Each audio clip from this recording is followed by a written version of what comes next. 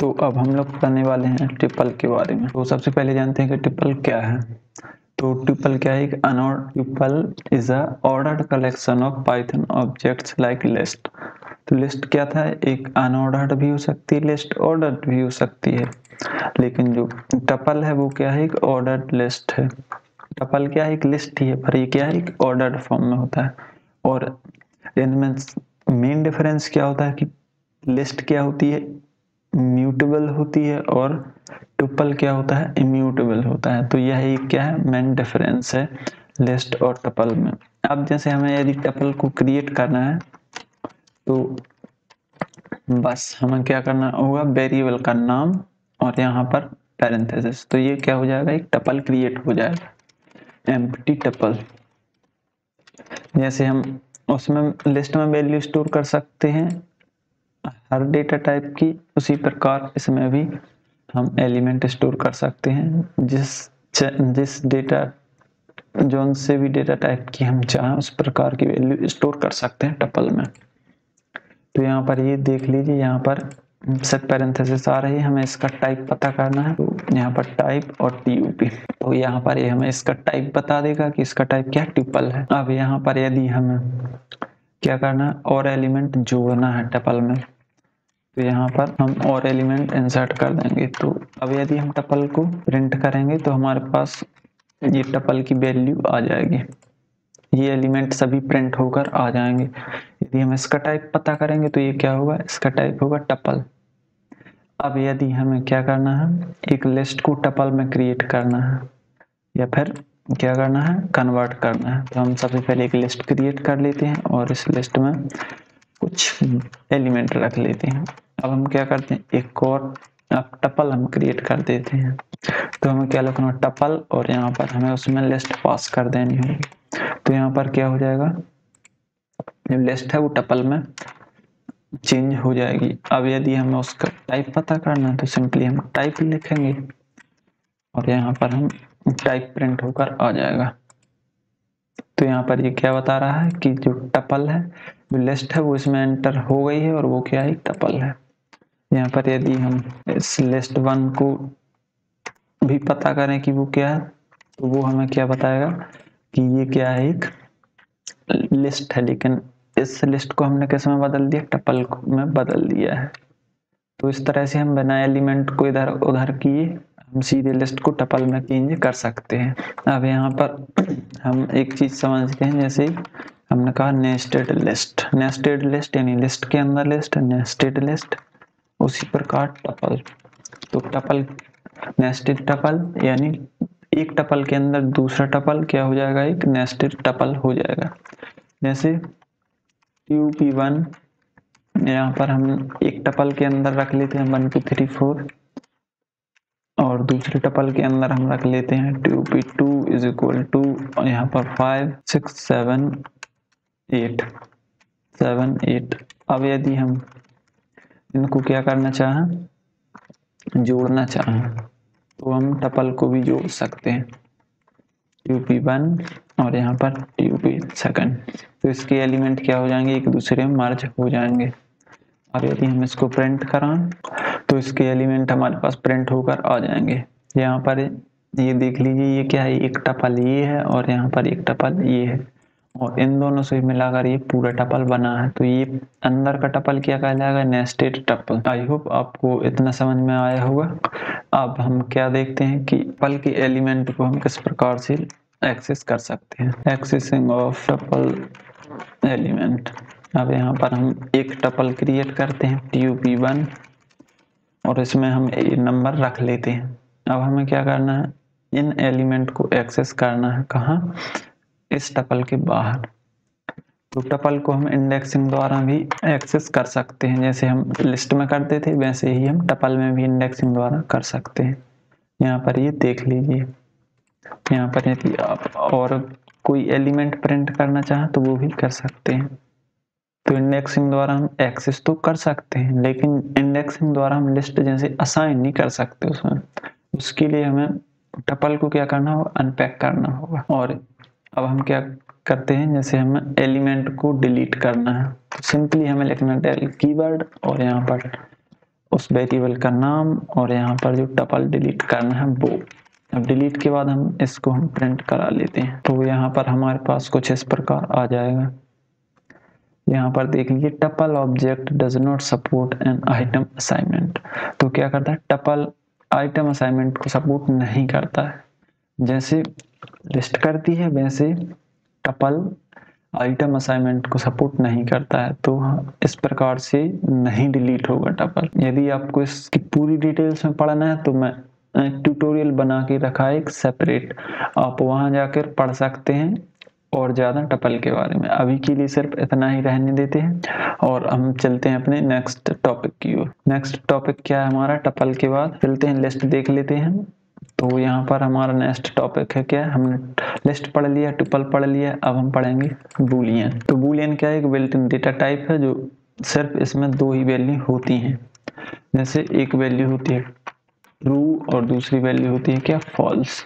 और इसको यदि हमें जैसे ट्रू और फॉल्स क्या करना है, वेरिएबल बनाना है, तो हमें क्या करना होगा, कोई भी जैसे हमने वेरिएबल लिया नेम नहीं और कुछ ले लेते हैं जैसे फ्लैग, और इसमें हमने क्या रख दिया ट्रू या फिर फॉल्स। तो ये क्या है, एक बूलियन डेटा टाइप है। इसका यूज हम कहाँ करते हैं, जैसे हमें कोई भी लूप चलाना है तो हम वहाँ क्या कर देंगे, पास कर देंगे फ्लैग। यदि फ्लैग ट्रू है तो चलते जाओ। बाद में जो कंडीशन यदि फॉल्स हुई तो फ्लैग को क्या कर दो, फॉल्स कर दो, तो लूप भी अपने आप ब्रेक हो जाएगा। तो हम वहां पर भी यूज कर सकते हैं किसका, इस बूलियन डेटा टाइप का। तो यहाँ पर ये क्या आ रहा है, ये बूल डेटा टाइप है तो इसीलिए ये क्या आ रहा है, बूल आ रहा है। ये क्या है, बूलियन है। जैसे हम कोई भी दो वैल्यू चेक करते थे, अभी हमने शुरू में किया था, जैसे प्रिंट 2 इज ग्रेटर देन 3, तो ये क्या है, ये तो फॉल्स है। तो हमें सिर्फ ये बूलियन वैल्यू रिटर्न करेगा। यदि ठीक है तो हाँ ट्रू, गलत है तो फॉल्स। तो यहाँ पर ये फॉल्स हमें दिखा रहा है। तो इस प्रकार से भी हम यूज करते हैं। अब देखिए, जैसे हम एक और ऑपरेशन परफॉर्म करते हैं, जैसे a is equal to character of a is equal to a, क्या ये बराबर है, तो हाँ ये बराबर है, ये हमें रिटर्न कर देगा ट्रू और ऊपर वाला फॉल्स। तो इस प्रकार से हम बूलियन वैल्यूज का यूज करते हैं। आगे हम बूलियन का बहुत ही ज्यादा यूज करने वाले हैं इफ एल्स स्टेटमेंट में और या कंडीशनल स्टेटमेंट में। तो ये थी क्या, बूलियन डेटा टाइप। अब देखते हैं हम सेट। यहाँ पर अब अगला डेटा टाइप हमारा क्या है, सेट। तो चलिए सेट को जानते हैं क्या है। तो सेट क्या है, एक unordered collection of data type है।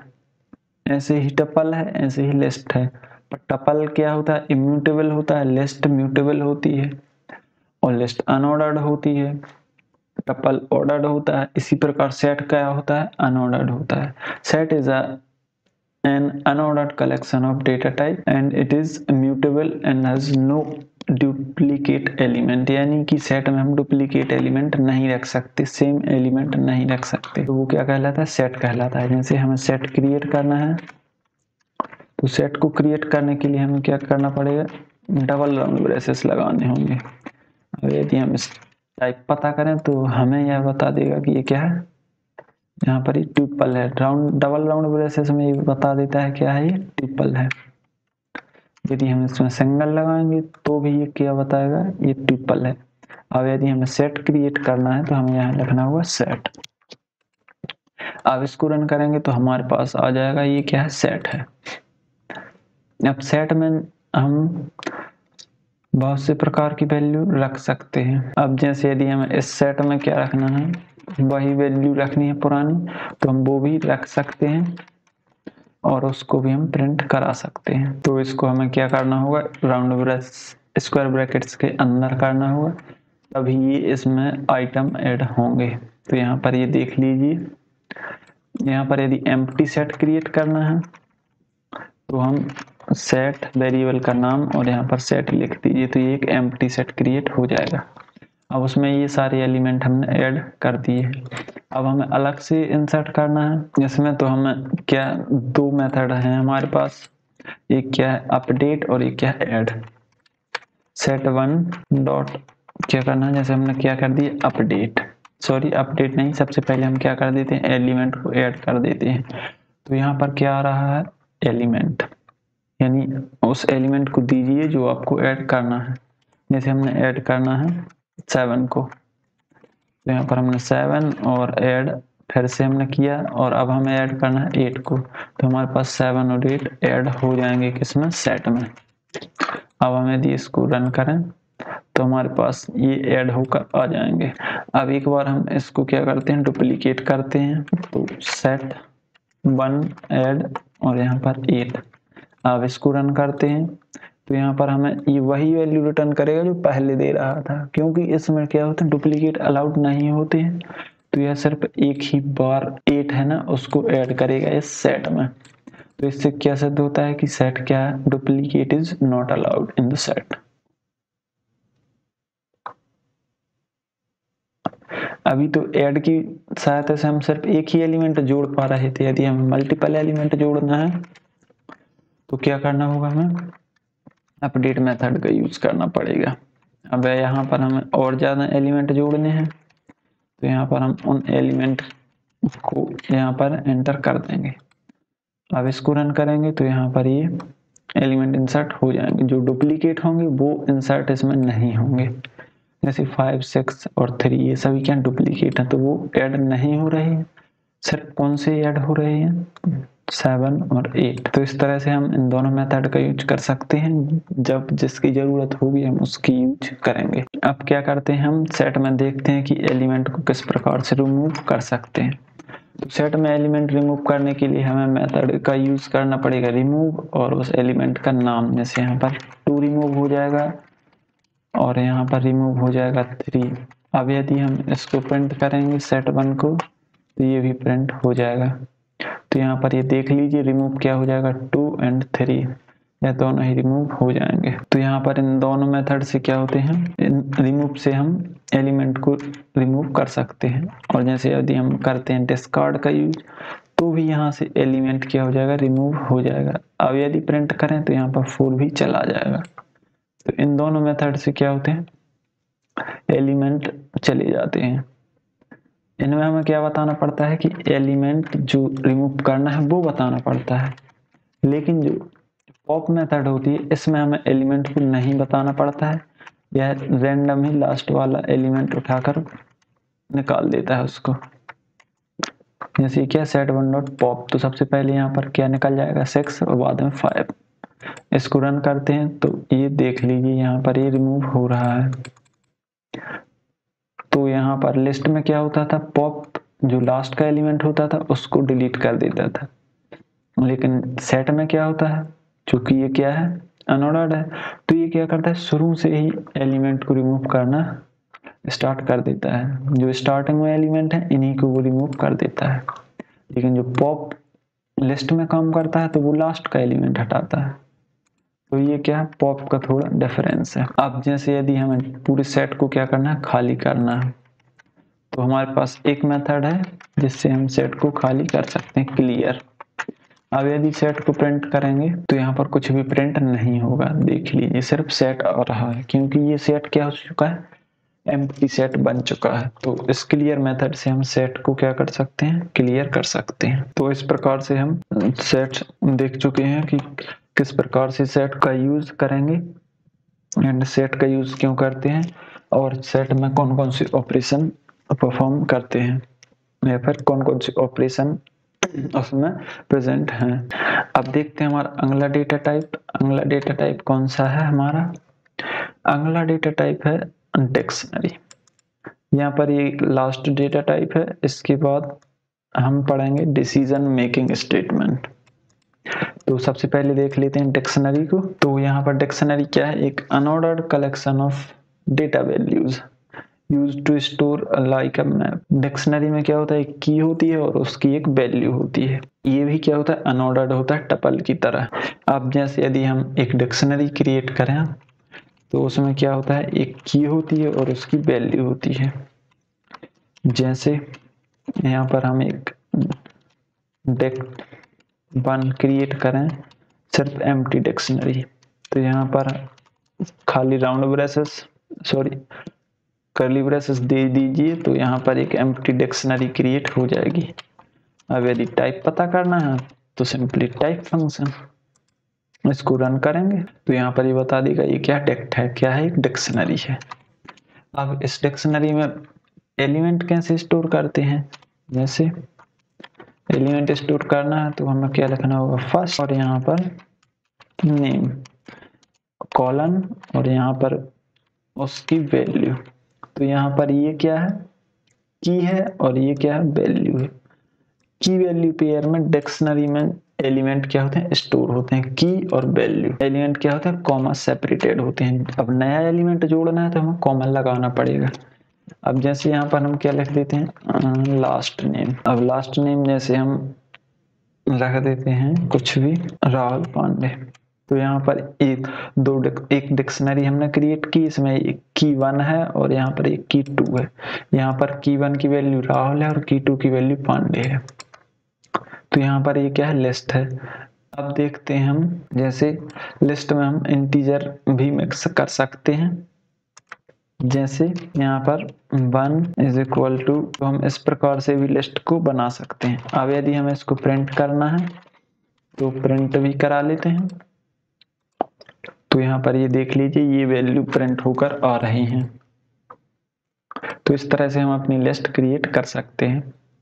अब जैसे हमें नेस्टेड लिस्ट क्रिएट करना है तो नेस्टेड लिस्ट क्रिएट करने के लिए हमें कुछ नहीं करना होगा, सिर्फ हमें क्या लिखना है इधर, नेस्टेड लिस्ट का नाम। जैसे यहाँ पर हम एडिशनल और यहाँ पर हम दे देते हैं, जैसे एडिशनल में हम दे देते हैं एड्रेस। यहाँ पर डबल कोड भी लगा सकते हैं और सिंगल कोड भी लगा सकते हैं। यहाँ पर एड्रेस हम जैसे इंडिया दे देते हैं और यहाँ पर एक और आईपी एड्रेस, तो यहाँ पर उसका आईपी एड्रेस भी दे देते हैं। तो इस तरह से ये क्या हो जाएगी, नेस्टेड लिस्ट हो जाएगी, सॉरी नेस्टेड डिक्शनरी क्रिएट हो जाएगी। यहाँ पर ये क्या है, नेस्टेड डिक्शनरी है। अब यदि हमें इसको प्रिंट कराना है तो बस प्रिंट करा देंगे। तो यहाँ पर जो एडिशनल है इसको हमें क्या करना होगा, डबल कोड के अंदर करना होगा। तो हमारे पास ये सभी क्या हो जाएंगी, एडिशनल डिक्शनरी भी क्रिएट हो जाएगी। यदि आप और डिक्शनरी के बारे में पढ़ना चाहते हैं तो हमारे प्लेलिस्ट को एक्सेस कर सकते हैं। इस वीडियो को लंबा ना करते हुए अब हम लोग आगे बढ़ते हुए पढ़ेंगे अब decision making statement, if else elif, या फिर इस एलिफ को क्या बोलते हैं, इफ एल्स लैडर। तो चलिए सबसे पहले अब पढ़ते हैं हम डिसीजन मेकिंग स्टेटमेंट। प्रोग्रामिंग में जो डिसीजन मेकिंग स्टेटमेंट होती हैं वो सिमिलर होती हैं हमारी रियल लाइफ की तरह। जैसे यदि कल संडे होगा तो हम कॉलेज नहीं जाएंगे और संडे नहीं होगा तो हम कॉलेज जाएंगे। तो ये क्या है, एक रियल लाइफ प्रॉब्लम है। तो यहाँ पर एक क्या है, यदि संडे होगा तो हम कॉलेज नहीं जाएंगे और संडे नहीं हुआ तो हम कॉलेज जाएंगे। तो ये क्या है, एक रियल लाइफ प्रॉब्लम है। इसी प्रकार प्रोग्रामिंग में होती है डिसीजन मेकिंग स्टेटमेंट, यानी यदि ये हुआ तो हमें ये करना है वरना ये करना है। जैसे हम नंबर का एग्जाम्पल लें, जैसे 10 और 5, ए में 10 बी में 5। तो यहाँ पर इफ यदि ए बड़ा हुआ किससे, बी से, तो क्या कर दो, प्रिंट ए को। उसी प्रकार एल्स प्रिंट बी। यहाँ पर यदि बी इज ग्रेटर देन ए, तो यहाँ पर प्रिंट करा दो बी को। तो इस तरह से क्या होता है, ये कंडीशन हम यहाँ पर अप्लाई कर देते हैं। यहाँ पर क्या करना है, यदि ए बड़ा हुआ तो ए को प्रिंट करा दो वरना रहने दो। अब यहाँ पर एक छोटा हुआ, बी बड़ा हुआ तो यहाँ पर बी को प्रिंट करा दो। तो यहाँ पर ये क्या है, एक प्रॉब्लम है। यहाँ पर जो भी बड़ा होगा वो प्रिंट होकर आ जाएगा। यहाँ पर ये 10 आ रहा है क्योंकि यदि ये कंडीशन ट्रू हुई तभी ये एग्जीक्यूट होगा वरना एग्जीक्यूट नहीं होगा। ठीक, तभी एग्जीक्यूट होगा वरना एग्जीक्यूट नहीं होगा। तो ये क्या करते हैं, हमारे कंट्रोल को क्या करते हैं, फ्लो करते हैं, यानी कि हमारे एग्जीक्यूशन के फ्लो को क्या करते हैं, कंट्रोल करते हैं कि हमें किस तरह से इसको चलाना है, किसको, प्रोग्राम को। तो ये क्या होते हैं, डिसीजन मेकिंग स्टेटमेंट होते हैं। 4 प्रकार के होते हैं। जैसे एक होता है इफ जो मैंने अभी बता दिया, ये क्या इफ स्टेटमेंट है। इसके बाद क्या होता है, एल्स स्टेटमेंट होता है। ये सभी क्या है, डिसीजन मेकिंग स्टेटमेंट है। यहाँ पर एल्स का यूज तभी करेंगे जब यदि आपने एक इफ का यूज किया हो। तो ये क्या होते हैं, ये सिंगल एल्स तो नहीं कह सकते, इसको हम क्या कहेंगे, इफ एल्स। अब हम क्या करेंगे, ए इज ग्रेटर देन बी। यदि ए ज्यादा हुआ बी से तो ए को प्रिंट करा दो, नहीं तो क्या करा दो, बी को प्रिंट करा दो। यहाँ पर ये वाली कंडीशन ट्रू हुई तो यही एग्जीक्यूट होगी, वरना ये तो एग्जीक्यूट होगी ही होगी। तो ये क्या होते हैं, इफ एल्स स्टेटमेंट। डायरेक्टली क्या होते हैं, इफ एल्स। ए यदि ट्रू है तो ठीक है, ये तो एग्जीक्यूट होगा, ये नहीं होगा।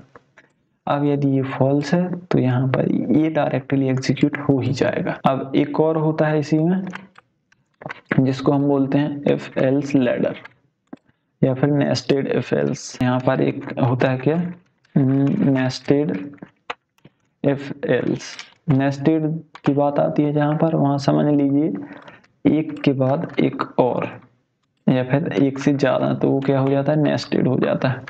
जैसे हमने कंडीशन लगाई, यदि ए की वैल्यू 10 से ज्यादा हुई, सॉरी यहाँ पर हम कर देते हैं जैसे 9 से ज्यादा हुई, तो इसके बाद फिर से चेक करो क्या ए की वैल्यू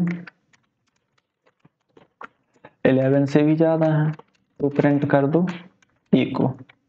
या फिर क्या है, ए इज 11 ग्रेटर देन 11। तो यहाँ पर क्या, यदि ये कंडीशन ट्रू हुई तो इसको क्या करा दो, एग्जीक्यूट करा दो, किसको, प्रिंट को, ए इज ग्रेटर देन 11। अब इस एल्स लिखना चाहें तो लिख भी सकते हैं, वरना नहीं भी लिखें तो भी चल जाएगा। अब यहाँ पर इस इफ का एल्स हम यहाँ पर लिख देंगे तो क्या होगा, यदि नंबर n 9 से क्या होगा, ज्यादा होगा तो ये वाला ब्लॉक एग्जीक्यूट होगा, 9 से ज्यादा होगा तब, वरना क्या होगा, ये वाला ब्लॉक तो एग्जीक्यूट होगा ही होगा। तो हम यहाँ क्या मैसेज प्रिंट करा देते हैं, जैसे a is not greater than 9। अब देखते हैं यहाँ पर कौन सा एग्जीक्यूट होगा। तो यहाँ पर ये देख लीजिए कोई भी एग्जीक्यूट नहीं हो रहा है, क्यों, क्योंकि यहाँ पर ये कंडीशन तो ट्रू है ही, ये तो ट्रू है, तो यहाँ पर इसके अंदर जाएगा, और इसके अंदर ये ट्रू नहीं है तो क्या होगा, कुछ नहीं होगा। तो इसीलिए हमें यह कुछ रिटर्न नहीं कर रहा है। इसकी यदि हम एल्स कंडीशन लिख दें, जैसे हमने क्या लिखा, एल्स और यहाँ पर print A is greater than 9 but less than 11। तो यदि ये कंडीशन सेटिस्फाई नहीं हो रही है तो ये अपने आप एग्जीक्यूट हो जाएगी। अब हम इसको रन करते हैं और देखते हैं क्या आउटपुट आता है। तो यहाँ पर ये आ रहा है, A is greater than 9 but less than 10, sorry less than 11। तो यहाँ पर ये ए क्या है, 9 से तो बड़ा है पर 11 से बड़ा नहीं है, तो यहाँ पर ये एग्जीक्यूट ना हो के ये वाला एग्जीक्यूट होगा। तो ये क्या है, हमने ये क्या है, अंदर वाला एक नेस्टेड इफ एल्स है, बाहर वाला इफ एल्स और ये अंदर वाला नेस्टेड इफ एल्स। अब इसका हम देख लेते हैं यह वर्किंग किस तरह से हो रही है। अब हम यहाँ इसको डीबग करते हैं। तो सबसे पहले n की वैल्यू असाइन होगी, a की वैल्यू असाइन होगी, तो a में क्या आ जाएगा 10 और b में 5। अब यहाँ पर ये वैल्यू चेक होगी तो यहाँ पर ये ट्रू हो जाएगी। तो यहाँ पर अंदर वाले में आ जाएंगे नेस्टेड इफ में। नेस्टेड इफ में आने के बाद फिर से कंडीशन चेक होगी, क्या 10 ग्रेटर देन 9 11 से, नहीं, तो यहाँ पर ये एल्स ब्लॉक चलेगा। तो यहाँ पर ये क्या प्रिंट करा देगा, a is greater than 9 but less than 11। तो यहाँ पर यह इस तरह से प्रोग्राम वर्क करेगा और यह नन रिटर्न करके यहाँ पर ये प्रिंट कर जाएगा। तो इस प्रकार से ये if else, nested if else work करता है। अब एक और यहाँ पर आता है इफ एल्स लैडर। तो चलिए इसको भी समझ लेते हैं। एक यहाँ पर आता है इफ एल्स लैडर। क्या करता है कि यदि हम मल्टीपल कंडीशन चेक करनी है, हम मल्टीपल इफ एल्स यूज कर रहे हैं तो वो क्या कहलाएगा, इफ एल्स लैडर कहलाएगा या फिर एलिफ। तो हम जैसे a इज इक्वल टू 5 है जैसे, तो हम क्या करेंगे, चेक करेंगे, यदि a 1 हुआ तो प्रिंट a इज 1। अब यदि एक और कंडीशन चेक की, a इज 2, तो प्रिंट करा दो a इज 2। इसी प्रकार और कंडीशन हम लिख देंगे 3 के लिए, ये कंडीशन 4 के लिए, और यहाँ पर एक एल्स लगा देंगे। तो यहाँ पर ये क्या है, एक इफ एल्स लैडर है, क्योंकि इसमें क्या है, एलिफ का यूज बार बार किया गया है और मल्टीपल कंडीशन चेक की गई हैं। तो ये क्या है, एक लैडर क्रिएट कर रहा है, तो इसी को बोलते हैं लैडर। अब यहाँ पर ये ए की वैल्यू चेक होगी, यदि इससे मैच करती है तो ये एग्जीक्यूट होगा, वरना इससे मैच करती है तो ये एग्जीक्यूट होगा। किसी से भी एग्जीक्यूट नहीं होगी तो एल्स तो एग्जीक्यूट होगा ही होगा। अब इसको रन कर लेते हैं, तो यहाँ पर ए इज 5, तो ए की वैल्यू 5 है तो ये वाला एग्जिट होगा ही होगा। अब यहाँ पर यदि वैल्यू हम चेंज कर दें तो सिर्फ लास्ट वाला एग्जीक्यूट होगा, एल्स नथिंग। एक बार इसको भी हम देख लेते हैं किस प्रकार से वर्क कर रहा है। ए में वैल्यू हम अभी दे देते हैं क्या, 5। सबसे पहले हम इसको रोक देते हैं और इसमें हम दे देते हैं 5। अब इसको रन करते हैं, ए में वैल्यू असाइन होगी 5 और इसके बाद ए की वैल्यू चेक होगी, क्या ए इक्वल है 1 के, 5 इक्वल है 1 के, तो नहीं, तो ये फॉल्स हो जाएगी। अब ये सारी बचेंगी तो इसके बाद ये भी चेक होंगी, तो वैसे ये भी फॉल्स हो जाएगी, ये भी फॉल्स हो जाएगी और ये हो जाएगी ट्रू, तो सिर्फ ये एग्जीक्यूट हो जाएगी और रिटर्न नन, यह आ जाएगा ए इज 5। तो इस तरह से ये प्रोग्राम क्या कर रहा है, वर्किंग कर रहा है। अब इसको हम फिर से देखें तो यहाँ पर ये कुछ इस प्रकार से वर्क करेगा। यहाँ पर ये देख लीजिए नथिंग आ गया है। तो ये थी डिसीजन मेकिंग स्टेटमेंट के अंदर इफ एल्स, एलिफ लैडर, इसके पहले पढ़ा नेस्टेड इफ एल्स, इसके बाद इसके और पहले हमने पढ़ा था इफ एल्स और सबसे पहले हमने पढ़ा था इफ।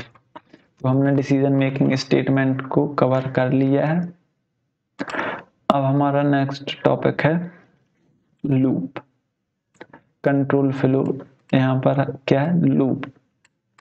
तो चलिए लूप पढ़ लेते हैं क्या है। लूप क्या है, एक ब्लॉक ऑफ स्टेटमेंट है जो तब तक एग्जीक्यूट होगी जब तक कि कंडीशन फॉल्स रिटर्न ना कर जाए। यदि कंडीशन ट्रू ही रिटर्न कर रही है बार बार तो लूप चलता जाएगा और इनफिनाइट टाइम तक लूप चलेगा। तो ये होता है क्या, loop is a block of statement that repeated until condition is reached. जैसे यदि हमें किसी भी कोड को क्या करना है, बार बार चलाना है और एक ही बार में हमें काम करवाना है, तो हम क्या करेंगे, लूप का यूज करेंगे। जैसे हमें नंबर को प्रिंट कराना है 1 से 10 तक, तो आप कर लेंगे, कहेंगे प्रिंट, और यहाँ पर सबसे पहले 1 प्रिंट करेंगे, 10, 9, 10, 8, 7 ऐसे प्रिंट करते जाएंगे, तो प्रिंट होकर आ भी जाएगा 1 से 10 तक। अब कहेंगे हम कि 1 से 100 तक करिए, तो आप कहेंगे ये तो बड़ा मुश्किल है। तो इसके लिए हमें क्या करना पड़ता है, लूप का यूज करना पड़ता है। लूप के लिए आप क्या देते हैं, एक जैसे हम लूप कितने प्रकार के होते हैं, सबसे पहले लूप 2 प्रकार के होते हैं, एक वाइल लूप एंड एक फॉर लूप। और दूसरी प्रोग्रामिंग लैंग्वेज में देखेंगे उसमें और भी लूप हो सकते हैं, जैसे do while loop, for loop, ये सभी। अब जैसे सबसे पहले हम देखेंगे वाइल लूप। सबसे पहले हमने एक वेरिएबल बनाया, वेरिएबल 0। अब यहाँ पर वाइल, वो कंडीशन दीजिए, कौन सी कंडीशन, जो ट्रू हो, जैसे वेर लेस देन कहाँ तक, 11 तक, तो ये कहाँ तक चलेगा, सिर्फ 10 तक चलेगा। और प्रिंट क्या कराना है, उस वेरिएबल को प्रिंट कराना है। तो यहाँ पर कितनी बार, यहाँ पर ये कंडीशन तो ट्रू ही रहेगी, तो ये इनफिनाइट टाइम तक चलता ही रहेगा वाइल लूप। तो हम क्या कर देते हैं, यहाँ पर वेर की वैल्यू को इंक्रीमेंट कर देते हैं।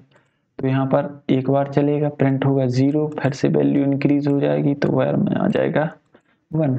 इसी प्रकार वैल्यू इंक्रीज होती जाएगी और ये एक बार कंडीशन फॉल्स हो जाएगी तो यहाँ पर ये ब्लॉक टूट जाएगा। यहाँ पर ये कंडीशन फॉल्स हो जाएगी और यहाँ पर ये वाइल लूप ब्रेक हो जाएगा। जैसे यदि हम इसको रन करेंगे तो ये अभी कहाँ तक 0 से लेकर 10 तक नंबर प्रिंट कर रहा है। यदि हम इसकी वर्किंग देखें तो यहाँ पर सबसे पहले उस वेरिएबल में 0 असाइन होगा, इसके बाद वाइल लूप चलेगा। लूप चलने के लिए यहाँ पर एक कंडीशन का सेटिस्फाई होना जरूरी है। तो यहाँ पर एक कंडीशन चेक होगी और यह ट्रू रिटर्न करेगी, तभी हम इस लूप के अंदर एंटर हो पाएंगे। तो यहाँ पर लूप के अंदर एंटर हो जाएंगे और वेरिएबल की वैल्यू प्रिंट हो जाएगी और इसके बाद जो वेरिएबल है उसकी वैल्यू इंक्रीमेंट हो जाएगी और ये क्या होता है, रिपीट होता रहेगा और हमें 10 तक नंबर प्रिंट करा के दे देगा। अभी देख लीजिए 5 तक पहुंच चुका है। यहाँ पर 9 और ये अभी ट्रू है, तो यहाँ पर ये 10 भी प्रिंट करेगा।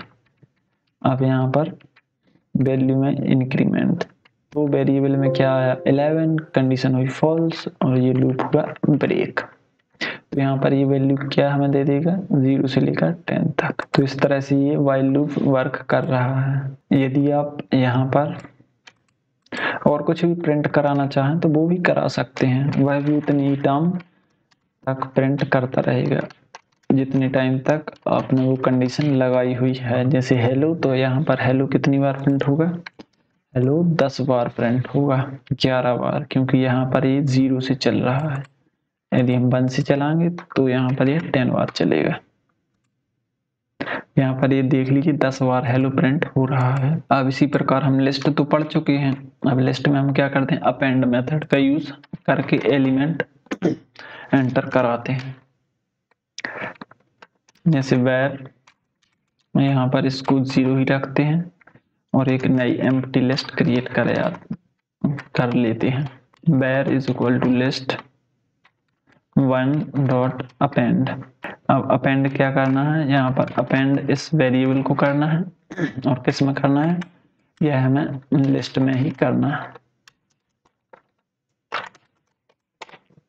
अब इसको रन करेंगे और देखते हैं आउटपुट क्या आएगा। तो हमें क्या करना है, इसको हटा देना है। अब इसको रन करना है तो हमारे पास ये अपेंड हो जाएगी। अब हमें इसको क्या करना है, प्रिंट भी तो कराना है, तो हम प्रिंट करा लेते हैं। तो यहाँ पर ये लिस्ट बनकर तैयार हो जाएगी। तो इस लूप के यूज से भी हम लिस्ट में आइटम अपेंड कर सकते हैं। इसी प्रकार पॉप भी कर सकते हैं।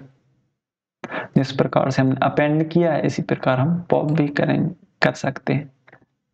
अब यहाँ पर लूप के साथ यदि हम वाइल का प्रयोग करें तो वो भी हम कर सकते हैं। इसको हमने किया कमेंट और यहाँ पर एक वेरिएबल बनाया है। वेरिएबल आई भी ले सकते हैं, उससे कोई परेशानी नहीं होगी। जैसे while I is less than 6।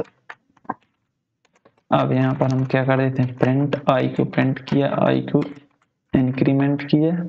अब एल्स कंडीशन यहाँ पर हम दे देते हैं, एल्स लिख देते हैं और यहाँ पर हाई। अब हम इसको रन करते हैं, देखते हैं आउटपुट क्या आता है। तो यहाँ पर इस लूप के रन होने के बाद यहाँ पर एल्स अपने आप ही रन हो जाएगा। तो यहाँ पर ये वाइल क्या हो जाएगा, एंड हो जाएगा, तभी यहाँ पर ये एल्स एग्जीक्यूट होगा। तो इसको क्या बोलते हैं, वाइल एल्स। अब इसी प्रकार हम फॉर लूप देखते हैं। तो जो काम वाइल लूप कर सकता है वो फॉर लूप भी कर सकता है। ज्यादातर हम लोग यूज में लाते हैं फॉर लूप का। तो सबसे पहले यहाँ पर आई में 0 साइन कर देते हैं फॉर और यहाँ पर ही 6। अब यदि हम आई को प्रिंट कराना चाहें तो हो जाएगा। तो हम यहाँ पर क्या देते हैं, एक लिस्ट दे देते हैं। जैसे लिस्ट को हमें क्या कराना है, आइटरेट कराना है। तो यहाँ पर हमने एक लिस्ट दी और यहाँ पर उस लिस्ट करना। तो फॉर आई इन लिस्ट। अब यदि हम इसको एग्जीक्यूट कराएंगे तो ये हो जाएगी और हमारे इस लिस्ट में जो भी आइटम होंगे उनको आइटरेट करा देगी। तो हम फॉर लूप का इस प्रकार से यूज कर सकते हैं। अब यदि हम एल्स लगाएं तो इसमें भी एल्स का यूज कर सकते हैं। फॉर एंड, ये फॉर लूप का क्या एंड होगा तभी यहाँ पर ये एग्जीक्यूट होगा। तो ये एग्जीक्यूट हो जाएगा। अब हम यहाँ पर क्या करते हैं, जैसे हम नंबर प्रिंट करा रहे थे हम यहाँ भी नंबर प्रिंट करा सकते हैं। जैसे फॉर आई इन रेंज, यहाँ पर ये क्या है, रेंज एक फंक्शन है, यहाँ पर आपको लिमिट देनी होगी कहाँ से कहाँ तक आपको जाना है। जैसे हमें जाना है 0 से लेकर 11 तक।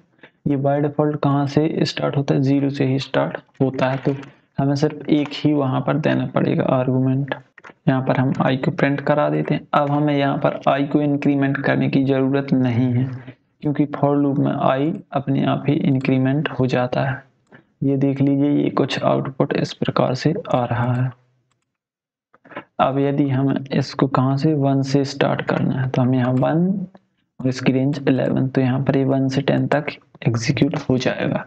तो इस प्रकार से हम रेंज फंक्शन का यूज कर सकते हैं फॉर लूप के साथ। यदि फॉर लूप में हम एल्स भी लगाना चाहें तो वो भी लगा सकते हैं, एंड फॉर या फिर फॉर एंड,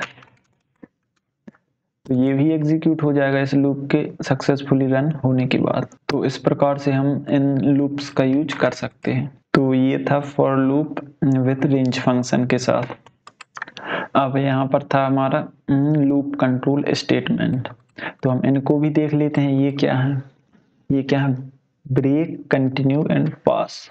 तो सबसे पहले हम देखते हैं ब्रेक को। जैसे हमने वाइल लूप लगाया, वाइल i 0, और हमें नंबर प्रिंट कराना कहाँ तक, तो यहाँ हमें रेंज देनी पड़ेगी 11, और इसके बाद i को किया प्रिंट, और यहाँ पर i का इंक्रीमेंट 1, तो यहाँ पर हमारे पास प्रिंट होकर आ जाएगा। जैसे 0 से लगाकर कहाँ तक, 10 तक। अब प्रिंट होगा कहाँ से, 1 से लगाकर 10 तक, ये सभी प्रिंट होकर आ जाएंगे। अब यहाँ पर हमें क्या करना है कि जैसे ही i की वैल्यू 5 हो, लूप को ब्रेक कर दिया जाए, लूप को तोड़ दिया जाए। तो वो काम क्या करते हैं, लूप कंट्रोल स्टेटमेंट करते हैं। लूप कंट्रोल स्टेटमेंट यानी कि यहाँ पर if यदि i की वैल्यू 5 हुई तो क्या कर दो, लूप का ब्रेक कर दो। ब्रेक करने के लिए हमें सिर्फ ब्रेक लिखना हुआ है। ब्रेक क्या है, कीवर्ड है। कीवर्ड क्या होते हैं, जो पहले से जिनकी मीनिंग डिफाइंड होती है, कहाँ, कंपाइल इंटरप्रेटर में। तो ये क्या है, कीवर्ड है। वाइल, इफ, एल्स, ये सभी क्या है, कीवर्ड है। इनकी मीनिंग पहले से डिफाइंड होती है। तो इसको यदि हम रन करेंगे तो यहाँ पर i की वैल्यू क्या है, 5 होगी जब भी, तो यहाँ पर ये एग्जीक्यूट हो जाएगा और ये ब्रेक कर देगा इस लूप को। तो यहाँ पर ये देख लीजिए 4 तक ही रन कर रहा है, क्योंकि ये 5 तक, तो इसने क्या कर दिया है, ब्रेक कर दिया है। यदि हम इसको प्रिंट को ऊपर लिखेंगे तो यहाँ पर ये 5 को भी प्रिंट कर देगा। यहाँ पर ये देख लीजिए, इसके बाद ये ब्रेक कर देगा। तो ब्रेक का हम इस प्रकार से यूज कर सकते हैं। तो हम क्या करते हैं, कंटिन्यू को समझते हैं किस प्रकार से यह वर्क करता है। तो कंटिन्यू क्या करता है, हमारे स्टेटमेंट को जो आइटरेशन चलती रहती है उसको स्किप करके नेक्स्ट आइटरेशन में पहुंचा देता है। जैसे हमारी आइटरेट हम कर रहे हैं किसको, राहुल को, फॉर लेटर इन नेम, और यहाँ पर प्रिंट कराना हमें लेटर को। तो यहाँ पर ये लेटर्स इस नाम के सभी प्रिंट हो जाएंगे। तो ये क्या है, ये आइटरेट कर रहा है हमारे नेम को। अब यहाँ पर हम एक इफ कंडीशन लगाएंगे। इफ में हमने क्या लगाया, जैसे i की वैल्यू यदि क्या हो, u हो, तो इसको कर दो क्या, ब्रेक। तो यहाँ पर ये क्या हो जाएगा, लूप ब्रेक हो जाएगा। सबसे पहले i इज नॉट डिफाइंड, तो यहाँ पर i नहीं, यहाँ पर क्या लिखना है, लेटर। अब इसको रन करेंगे तो यहाँ पर ये लूप ब्रेक हो जाएगा, ये h तक ही चलेगा। इसी प्रकार यदि यहाँ पर क्या लिख रहे हैं, कंटिन्यू, तो यहाँ पर सिर्फ u नहीं होगा, बाकी सब होंगे। यानी यह किसके विपरीत काम कर रहा है, ब्रेक के विपरीत काम कर रहा है। इसने u को बस स्किप कर दिया और ये सभी वैल्यू हमें लाके दे दी। ये था क्या, कंटिन्यू स्टेटमेंट। कंटिन्यू ब्रेक के अपोजिट कार्य करता है, ब्रेक कंटिन्यू के अपोजिट कार्य करता है। अब हम देखते हैं पास। पास क्या है, कीवर्ड है। जो ब्रेक कंटिन्यू थे वो भी एक कीवर्ड थे। अब ये पास क्या करता है, जैसे हमें मान लीजिए कोई लूप लगाया है, लूप लगाया var इज इक्वल टू 0 और यहाँ पर var की वैल्यू लेस देन 11 और यहाँ पर प्रिंट var और यहाँ पर हम इसकी वैल्यू क्या करना है, इंक्रीमेंट कर देना है। तो हमारे पास वैल्यू आ जाएगी 0 से लगाकर 10 तक, ये सभी आ जाएगी। अब यदि हमें इसको क्या करना है, अभी नहीं लिखना है, तो हम ये नहीं लिखना है तो ये एरर शो करेगा, लेकिन एरर ना शो करे तो हम यहाँ पर क्या लिख देंगे, पास। यानी हम इसको अभी हमें और कुछ कोड लिखना है ऊपर या नीचे या फिर कहीं और दूसरी फाइल में, ये हमें बाद में लिखना है। तो यहाँ पर हम सिंपली लिख देंगे पास। तो यहाँ पर ये ना ही एरर शो करेगा और ना ही कोई प्रोग्राम में दिक्कत आएगी। तो हम क्या करते हैं, वहां पर पास का यूज करते हैं। पास का यूज ज्यादातर कहां पर, फंक्शन पर करते हैं। जैसे हमने एक बनाया डेफ फंक्शन और यहाँ पर हम इसको यदि पास कर देंगे तो यहाँ पर ये क्या होगा, फंक्शन क्रिएट हो जाएगा, यह ना ही एरर थ्रो करेगा और ना ही कुछ। यदि हम इसको ऐसे ही छोड़ देते हैं जैसे ये, तो ये क्या बताएगा, एक एरर बताएगा। यह एरर ना बताए तो हम वहां पर किस कीवर्ड का यूज करते हैं, पास कीवर्ड का यूज करते हैं। Statement, pass statement is used to write empty loop, also used empty control statement, function and classes। तो हमें क्या करता है, एक empty फंक्शन लिख सकते हैं इस पास स्टेटमेंट की सहायता से, और पास का यूज कहाँ करते हैं, फंक्शन और फिर क्लासेस में यूज करते हैं। तो अभी हमने यहाँ पर जो लूप कंट्रोल स्टेटमेंट थे, ब्रेक, कंटिन्यू, पास, यहाँ पर ब्रेक क्या करता है, लूप को ब्रेक कर देता है। कंटिन्यू क्या करता है, उस आइटरेशन को स्किप कर देता है। यहाँ पर इन दोनों के वर्किंग क्या है, बिल्कुल अपोजिट है। और पास क्या है, एक एम्प्टी लूप क्रिएट कर देता है या फिर एम्प्टी एक फंक्शन लिखने में हमारी सहायता करता है। तो ये क्या थे, लूप कंट्रोल स्टेटमेंट। अब देखते हैं हम फंक्शन विथ आर्गुमेंट। सॉरी, यहाँ पर सबसे पहले हम देखेंगे फंक्शन। तो चलिए सबसे पहले जानते हैं कि फंक्शन क्या है। Function is a block of code that use specific task. तो फंक्शन क्या है, एक ब्लॉक ऑफ कोड है जो एक पर्टिकुलर या फिर स्पेसिफिक टास्क के लिए परफॉर्म करते हैं या फिर हम बनाते हैं उस फंक्शन को एक पर्टिकुलर कार्य के लिए। जैसे हम एक फंक्शन बनाया है, फंक्शन बनाने के लिए हमें क्या करना पड़ता है, डेफ कीवर्ड का यूज करना पड़ता है, डेफ, और यहाँ पर फंक्शन नेम। मान लीजिए हम 2 नंबर को ऐड करने का फंक्शन बना रहे हैं, तो यहाँ पर ये 2 नंबर को क्या कर देगा, ऐड कर देगा।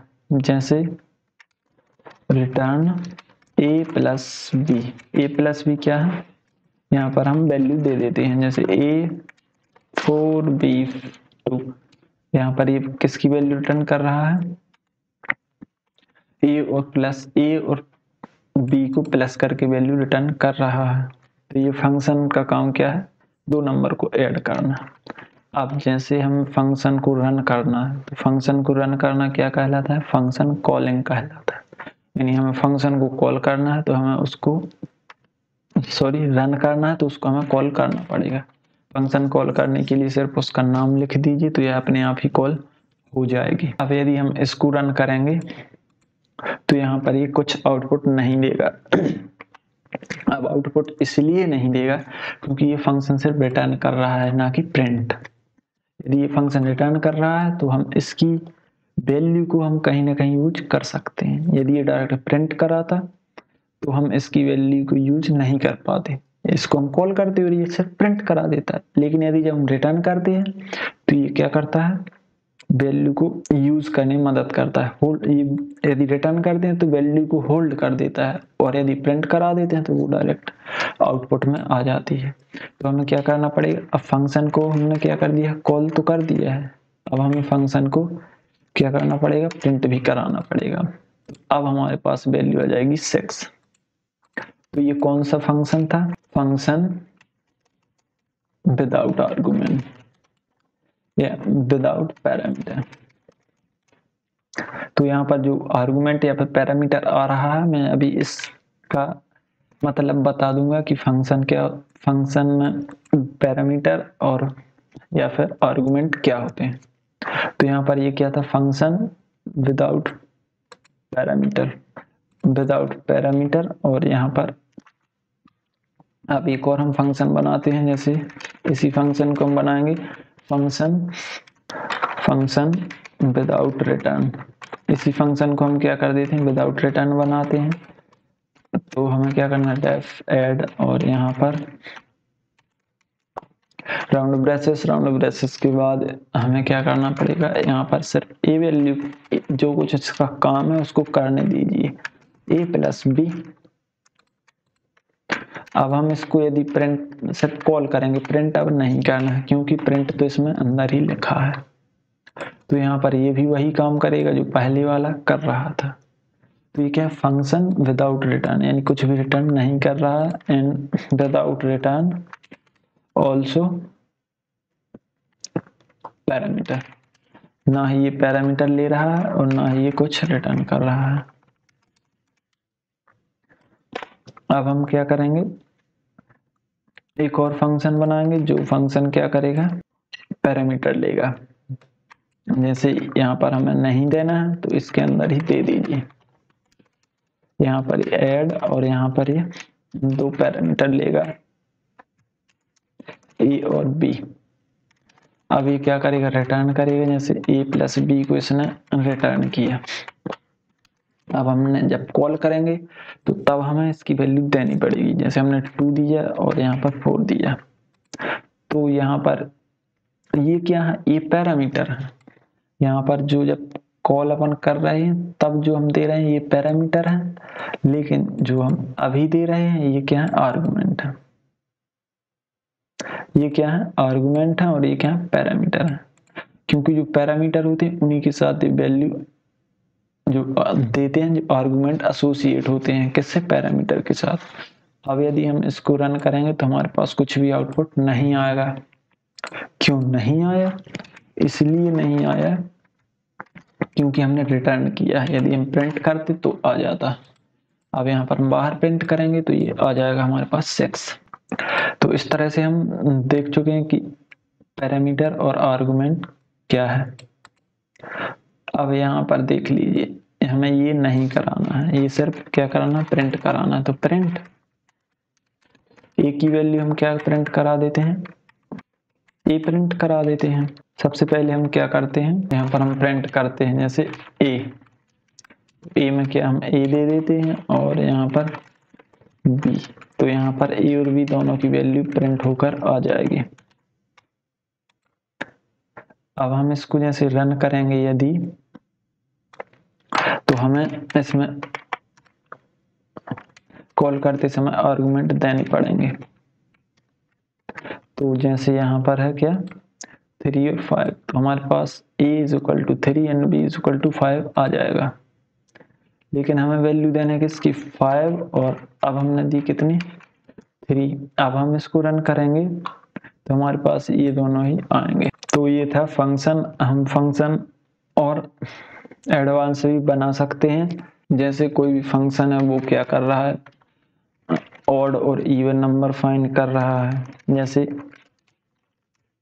इज इवन, यहाँ पर ये क्या है, एक फंक्शन है और यहाँ पर ये एक नंबर ले रहा है। तो इस ये क्या करेगा, इस फंक्शन को चेक करेगा कि यह इवन है कि नहीं। यदि ए क्या करता है, मॉड्यूलो 2 = 0, तो ये क्या करेगा, प्रिंट। यहाँ पर ये क्या है, इवन है, और नहीं तो ये क्या कर देगा, ऑड प्रिंट कर देगा। तो यहाँ पर अब फंक्शन को हम कॉल करके देखते हैं। यहाँ पर हमने दिया 34, तो यहाँ पर ये इवन आना चाहिए। तो ये ऑड और इवन इस प्रकार से ये चेक कर रहा है। तो हम फंक्शन को इस प्रकार से यूज में ला सकते हैं। और यदि फंक्शन के बारे में जानना है तो मैंने प्लेलिस्ट बनाकर रखी है, आप उसमें देखकर देखने जा सकते हैं। वह बहुत ही डिटेल्स वाली वीडियो है। इसमें इसलिए डिटेल्स वाली नहीं बना रहा हूँ क्योंकि इसमें यह वीडियो बहुत ही लंबी पहुंच जाएगी। तो ये था फंक्शन। अब हम लोग पढ़ते हैं लैम्डा फंक्शन। तो ये था फंक्शन। अब हम लैम्डा फंक्शन क्या है, एक फंक्शन है, एक पर्टिकुलर टास्क के लिए बनाया जाता है। जैसे हमें छोटे छोटे काम करना है तो हम एक लैम्डा फंक्शन क्रिएट करेंगे, और यह क्या है, एक ही लाइन में क्रिएट हो जाता है। तो हम जो फंक्शन होते हैं उनको यूज ना करके हम लैम्डा फंक्शन का यूज करते हैं।